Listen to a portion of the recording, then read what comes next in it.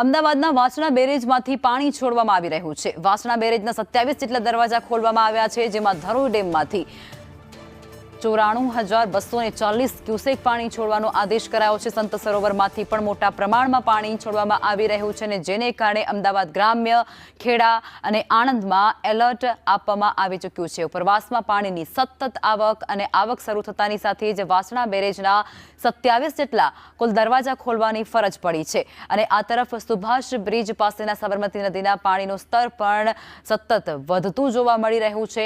પરિસ્થિતિને કાબૂમાં રહેવા માટે અને લેવા માટે લોકોને પણ ત્યાં અવરજવર ન કરવાની ખાસ પ્રકારે સૂચના આપી દેવાય છે। આ એક્સક્લુઝિવ તસવીરો સામે આવી રહી છે સાબરમતી નદીની, જેમાં સતત પાણી છોડવામાં આવી રહ્યું છે। ઉપરવાસથી થઈ રહેલી સતત પાણીની આવકના પગલે અમદાવાદના વાસણા બેરેજના 27 દરવાજા ખોલવામાં આવ્યા છે।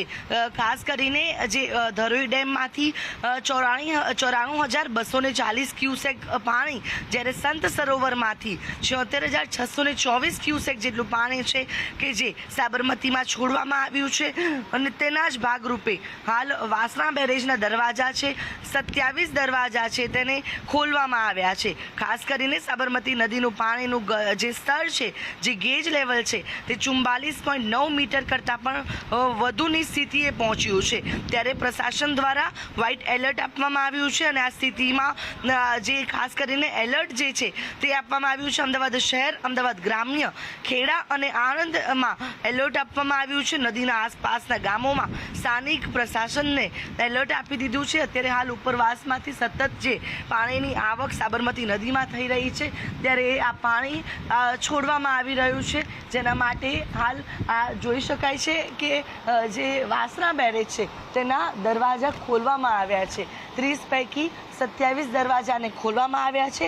પાણીનું જે લેવલ છે તે અત્યારે હાલ ખૂબ ઊંચું આવી ગયું છે, જેને લઈને આ જે સંત સરોવર અને ધરોઈ ડેમમાંથી જે પાણીની સતત આવક થઈ રહી છે, આ પાણી અને આ ખાસ કરીને વાસણા બેરેજના દરવાજા છે તે ખોલવા પડ્યા છે, અને પાણી જે છે તે છોડવામાં આવી રહ્યું છે।